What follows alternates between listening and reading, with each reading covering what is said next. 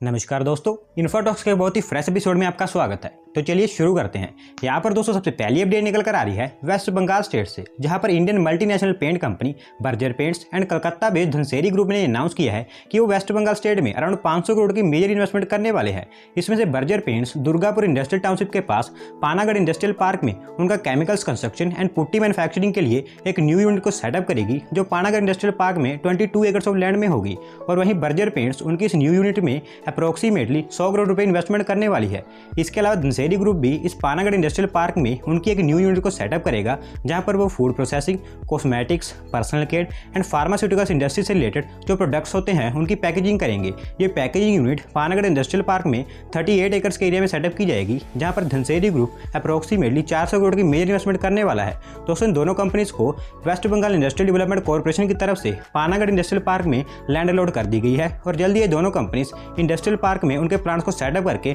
उनके ऑपरेशंस को स्टार्ट कर देंगी।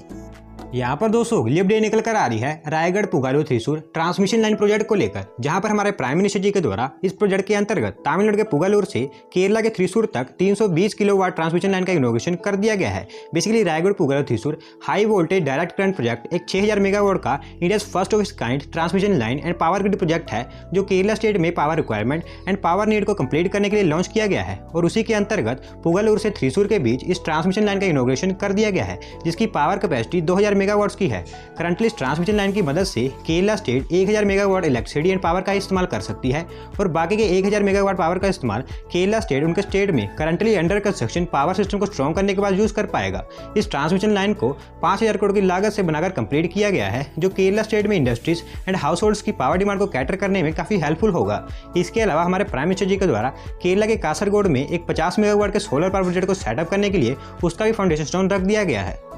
यहाँ पर दोस्तों अगली अपडेट निकल कर आ रही है Mumbai based Inox air products limited की तरफ से, जो India one of the biggest largest industrial gases manufacturer है। उन्होंने ये अनाउंस किया है कि वो देश के अलग अलग स्टेट्स में 8 new industrial gases manufacturing plant को सेटअप करने वाले हैं। इन सभी एयर सेपरेशन यूनिट्स को उत्तर प्रदेश, गुजरात, महाराष्ट्र, तमिलनाडु, मध्य प्रदेश, आंध्र प्रदेश एंड वेस्ट बंगाल, इन 7 स्टेट्स में सेटअप किया जाएगा और उन एरियाज में सेटअप किया जाएगा जहां पर इंडस्ट्रियल गैसेज की डिमांड ज़्यादा होगी। और इन एयर सेपरेशन यूनिट्स को सेटअप करने के लिए इनॉक्स एयर प्रोडक्ट्स लिमिटेड की तरफ से अप्रोक्सीमेटली 2000 करोड़ की मेजर इन्वेस्टमेंट की जाने वाली है। इन एयर सेपरेशन यूनिट्स में liquid oxygen, liquid nitrogen and liquid argon जैसी गैसेज की प्रोडक्शन की जाएगी, जिसको देश में electronics manufacturing, pharmaceutical, iron, steel and automobiles industries को उनकी प्रोडक्शन प्रोसेस को इंक्रीज करने के लिए सप्लाई की जाएगी।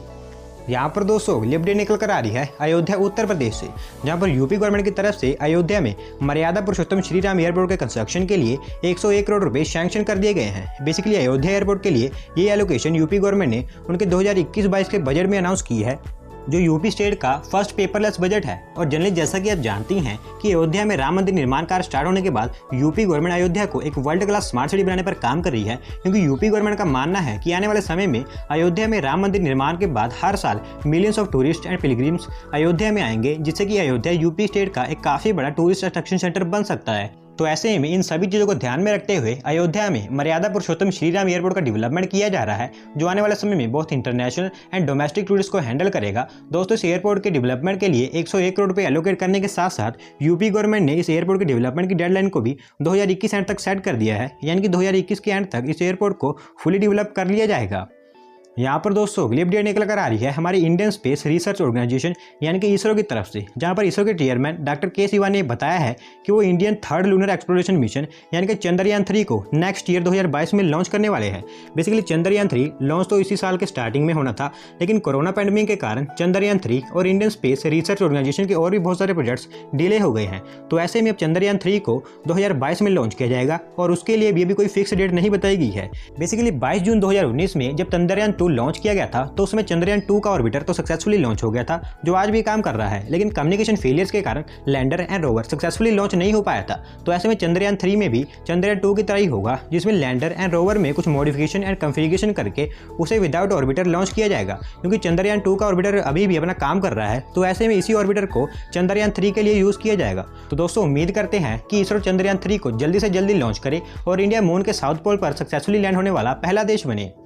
यहाँ पर दोस्तों अगली अपडेट निकल कर आ रही है सेंट्रल गवर्नमेंट की तरफ से, जहाँ पर देश में टॉय इंडस्ट्री को बूस्ट करने और टॉयज की डोमेस्टिक मैन्युफैक्चरिंग के ग्रोथ के लिए सेंट्रल गवर्नमेंट की तरफ से देश में 8 टॉयज मैन्युफैक्चरिंग क्लस्टर्स को अप्रूव कर दिया गया है। इन 8 टॉयज मैन्युफैक्चरिंग क्लस्टर्स को गवर्नमेंट ऑफ इंडिया की scheme of fund for regeneration of traditional industries यानी कि स्फूर्ति स्कीम के अंतर्गत सेटअप किया जाएगा, जिसमें 2300 करोड़ की मेजर इन्वेस्टमेंट की जाएगी। इन 8 टॉयज क्लस्टर्स में would, palm leaves, bamboo and fabric से बने टॉयज की मैन्युफैक्चरिंग की जाएगी। इन 8 टॉयज मैन्युफैक्चरिंग क्लस्टर्स में से 3 टॉयज क्लस्टर्स को मध्य प्रदेश स्टेट में, 2 टॉय क्लस्टर्स को राजस्थान स्टेट में, 1 कर्नाटका, 1 तमिलनाडु और 1 उत्तर प्रदेश में सेटअप किया जाएगा। गवर्नमेंट ऑफ इंडिया की स्फूर्ति स्कीम के अंतर्गत देश के अलग अलग स्टेट्स में टोटल 35 टॉयज मैन्युफैक्चरिंग क्लस्टर को सेटअप किया जाएगा, जो देश में टॉय इंडस्ट्री को बूस्ट करने में काफी हेल्पफुल होंगे। बेसिकली ग्लोबल टॉय इंडस्ट्री का market size approximately 90 to 95 billion dollars का है, जिसमें इंडियन टॉय इंडस्ट्री का मार्केट शेयर बहुत ही कम है, क्योंकि ये मार्केट भी पूरी तरह से China and US toy industry के द्वारा डोमिनेटेड है। और आने वाले 2-3 सालों में इस ग्लोबल टॉय इंडस्ट्री का market size approximately 120 billion dollars तक पहुंच जाएगा। तो ऐसे में इस ग्लोबल टॉय इंडस्ट्री का मार्केट पोटेंशियल काफी ज्यादा है और इसी अपॉर्चुनिटी को देखते हुए गवर्नमेंट देश में टॉय इंडस्ट्री को बूस्ट करने के लिए इस तरह के अलग अलग प्रोजेक्ट्स पर काम कर रही है। यहाँ पर दोस्तों अगली अपडेट निकल कर आ रही है तेलंगाना स्टेट से, जहाँ पर तेलंगाना स्टेट में space sector and space industries को बूस्ट करने और तेलंगाना स्टेट को एक स्पेस कमर्शियल हब बनाने के लिए तेलंगाना गवर्नमेंट स्टेट के लिए एक स्पेस टेक पॉलिसी को जल्दी अनाउंस करने वाली है। बेसिकली तेलंगाना की कैपिटल सिटी हैदराबाद में बहुत सारी private startups and major public sector companies जैसे कि Skyroot, Dhruva, defence research and development laboratory, national remote sensing centre, इस तरह की मेजर कंपनीज अपनी प्रेजेंस को पहले ही स्टेबल कर चुकी हैं। तो ऐसे में हैदराबाद में स्पेस सेक्टर का इकोसिस्टम पहले से स्ट्रॉन्ग है और इसी इकोसिस्टम को और स्ट्रॉन्ग एंड स्ट्रेंथन करने और तेलंगाना स्टेट की और भी सिटीज़ में इस तरह के स्पेस इकोसिस्टम को क्रिएट करने के लिए इस न्यू स्पेस टेक पॉलिसी को तैयार किया जा रहा है, जिसके फ्रेमवर्क के लिए तेलंगाना गवर्नमेंट ने एक वर्चुअल मीटिंग भी कंडक्ट की थी, जिसमें different stakeholders, hardware startups, analytic startups, academicians and other people को उनके व्यूज रखने के लिए कहा गया था, ताकि स्पेस टेक पॉलिसी को जल्दी से जल्दी स्टेट में लॉन्च किया जा सके। बेसिकली जब से सेंट्रल गवर्नमेंट ने देश में स्पेस सेक्टर को प्राइवेट इंडस्ट्रीज के लिए ओपन किया है, तब से 26 स्पेस इंडस्ट्री की तरफ से उनको प्रपोजल्स मिल चुके हैं और उन्हीं प्राइवेट स्पेस इंडस्ट्रीज को स्टेट में अट्रैक्ट करने के लिए Telangana government space tech policy पर काम कर रही है, जो तेलंगाना स्टेट में लॉन्च व्हीकल्स, सैटेलाइट सिस्टम्स, सब systems, ground equipments and other space related things की डोमेस्टिक मैन्युफैक्चरिंग को बूस्ट करेगी। यहाँ पर दोस्तों अगली अपडेट निकल कर आ रही है इंडियन रेलवेज की तरफ से, जहाँ पर इंडियन रेलवेज के नॉर्थ सेंट्रल रेलवे जोन ने उत्तर प्रदेश के मथुरा जंक्शन पर कई modern and passenger friendly amenities का इनॉग्रेशन कर दिया है। अगर कुछ प्रोजेक्ट्स की बात करें तो प्लेटफॉर्म नंबर 7 पर अपलिफ्टमेंट एंड एक्सटेंशन, स्टेशन की सेकंड एंट्री पर under vehicular surveillance system, first entry पर 10 liner true colour display and platform 4 और 5 पर लिफ्ट, इस तरह के और भी बहुत सारे प्रोजेक्ट्स का इनॉग्रेशन कर दिया गया है। Basically north central railway zone उनके रेलवे जोन में पैसेंजर सेफ्टी को इन्हांस करने के लिए कई सारे प्रोजेक्ट्स पर काम कर रहा है, जिसमें से पहले उन्होंने कई सारे प्रोजेक्ट्स का इनॉग्रेशन कर दिया है और आने वाले समय में इस तरह के और भी बहुत सारे प्रोजेक्ट्स का इनॉग्रेशन किया जाने वाला है।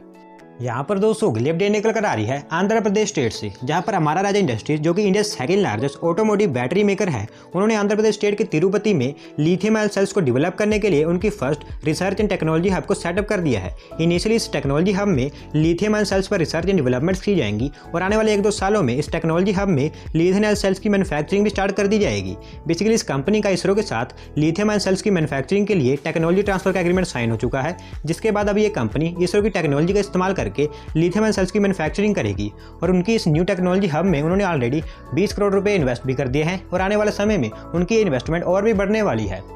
तो दोस्तों आज की वीडियो में बस इतना ही। अगर आप अपनी तरफ से कोई अपडेट सबमिट करना चाहते हैं तो डिस्क्रिप्शन में दिए गए लिंक पर क्लिक करके सबमिट कर सकते हैं। और अगर आज की वीडियो पसंद आई हो तो वीडियो को लाइक करें, चैनल को सब्सक्राइब करें। धन्यवाद आपका वीडियो को देखने के लिए।